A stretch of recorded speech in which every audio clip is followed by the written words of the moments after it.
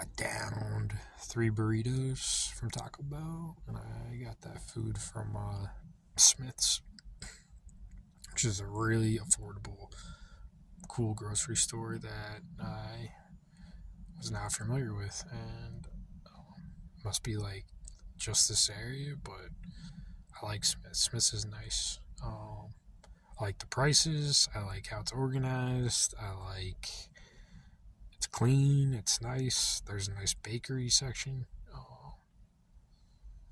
There's a self checkout. And they're like the way it's organized, where like the bathrooms are right by in the corner by the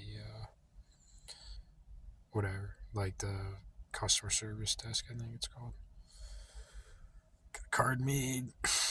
Um, but my appetite's definitely going up. Like I started 3 burritos was like I was eating 2 and then like saving the other one and eating it, and I was eating 3, and now I'm probably gonna get 4 next week. Between fasting cycles, drop sets, and $1 burritos. Literally, those are my secrets. It's sweet. It's like I wish I understood things more. I'm just a smarter person. I'm just a smarter person than I was when I was 20, than when I was 25. I'm just a smarter person. It's easier for me to identify like important things in subjects, practical things in subjects that I can use and leverage. You know, like I was when I was working out, I was taking protein shakes and water, which at the time that was efficient. I was at my parents' house, access to water, the big bag of like whey protein, but I wasn't doing fasting cycles. Um, you know, like I wasn't like utilizing the fact that I could bike to the gym, and it takes time. I mean, I wouldn't have to bike to the gym. Like it was so convenient at my parents, so I was like, it was different. Even in college, but in college, like yeah, a lot went to waste. I didn't necessarily like eat right after. Like I only ate if I was hungry, if I had an appetite. But it was like usually I was rushing to go to the next class or like whatever. I was playing intramural sports, or fucking if I wasn't doing homework, I found times not doing homework, I was fucking ripping a bong or smoking a blunt, or going to a party or playing beer pong or playing fucking baseball, which is another drinking game or whatever. Playing drinking games and going to some event where there were ladies. Um, So yeah, like when I worked out in the past, it was different. I wasn't so focused, and I wasn't able to like leverage things practically, like going to the gym, biking. Using that to my benefit to get a like workout, to start a fasting cycle,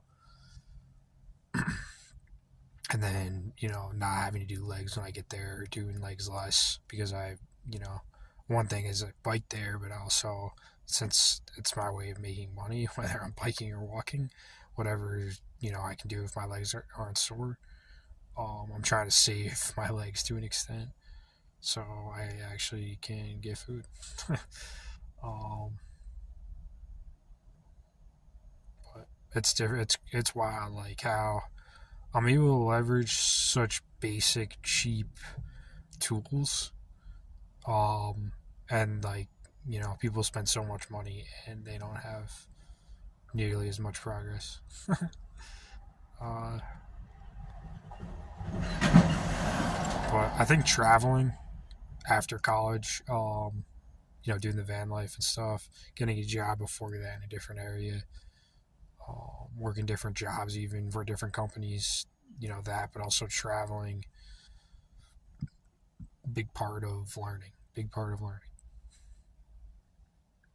and just learning and using the internet the whole way in like all my travels and things like that.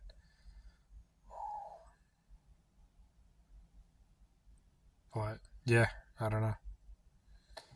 I just trying to reflect a little bit on how I've learned, how I've grown over the years, and thinking about how I used to work out in the past and how things were different.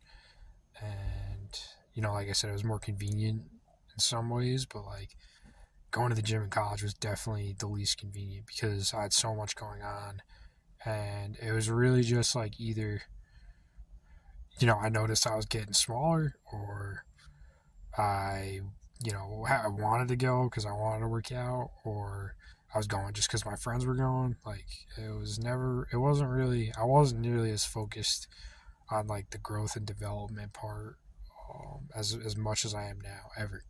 And like understanding what things lead to, like how fasting cycles and going for more sets and going for more drop sets is like an exponential thing. You know, like I made a point to stay for 2 more sets today because it makes that much of a difference. I really like my body to be worn out, and numb, and make the most so I can utilize my recovery day. Not my legs, like save my legs, but like the rest of my body, like wear it out. So that part of my body is recovering. I'm biking around, making money, doing deliveries, and like using a full recovery day, and then I can be fresh again the next day. But like I had to take 2 days off this time because well, I mean, one was I was pretty sore, but two, I was like whatever I ate, or because of the change of the fucking season, like felt sick. My stomach was off, so I needed like an extra day. But the idea is to just go every other day so I can make use of a full recovery day, and then get a good workout where I'm real numb and sore with the muscle groups that I choose to work out that day. And when I go there, it's a scan. I don't know what I'm gonna really do till I get there, especially if I'm biking there or walking and I'm kind of doing a workout before I get there. I try to stretch, I try to feel out my body and just be smart about like what I'm doing. And I've broken it down into 3 groups basically, which is chest, my upper front body, chest, and then back, shoulders. Shoulders is like between chest and back, but like chest is 1, back is 2, and then my arms, my triceps, my biceps is 3. And sometimes I mix the groups, sometimes I only work out one of those 3, but that's what I've kind of done is rotate those 3 groups.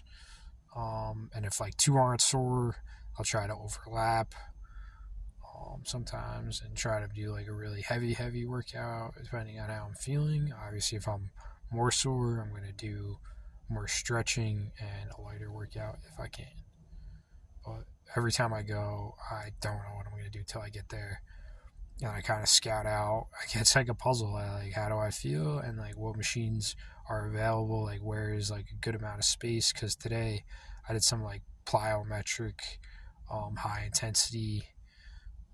It wasn't super high intense, but I was like jumping from one foot to the other, with a high knee, from side to side, and just trying to incorporate more of those explosive workouts into my routine now that I've gotten bigger, now that I've gotten stronger.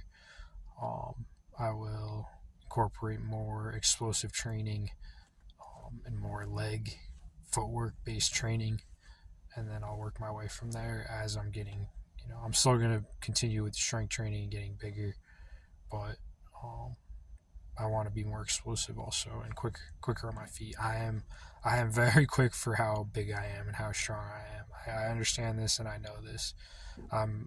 I'm pretty damn explosive for not really doing much explosive training. I'm very quick. I'm very quick on my feet. I used to have some really nasty juke moves when I played football. And that's like another thing I thought about. a lot of times you see a lot of football players, especially linemen, now learning MMA handwork drills for breaking free off the line, um, defensive line especially. Um, there's definitely ways I can incorporate things I know in football and football agility training and things like that into some really, I think, both offensive and defensive tactics in MMA, but especially offensive. I think I can really open up an offensive game that nobody's really seen or done. It just takes practice and discipline and training from like just an understanding standpoint and approach. But I think I can incorporate some football training on the reverse end, and turn into a really aggressive, explosive mixed martial artist. And I didn't really touch the ball too much when I played football. I played defense and I played fullback on offense. But I mean, if I didn't have to block for like two of the best running backs, probably in like the state, growing up in Pop Warner, I probably would have played more tailback. But yeah, I ended up, you know, I played mostly fullback, and I played fullback for people who were bigger than me. That's how intense and aggressive I was as a football player. So, um, and strong, yeah. So, yeah, I hope to apply all those things. You know, I had an unfortunate time period in my life where I was undersized, and I kind of gave up, especially on football. I gave up on football because I was undersized, and then I really had a bad experience with the coach, especially for like the amount of effort I gave, and like his judgment was pretty terrible. He wasn't a very good coach, honestly, my varsity football coach. Uh, but yeah, like I grew a lot and got a lot stronger since I had played my later days of football. So I never got to apply like all my training at my like full size and strength as an adult. In intramurals, I didn't play like flag football. It wasn't tackle. We played tackle with my friends. I was a beast. I was an animal. But that's not with a bunch of like pro level athletes. But yeah, I would have played a lot more tailback if I didn't block for probably two of the best running back, two of the top like 15 running backs. I don't know, top 25, two of the top 25 running backs in the state in Pop Warner probably growing up. So yeah, I don't know. I was quick. I'm very quick for my size. Is all I'm trying to say.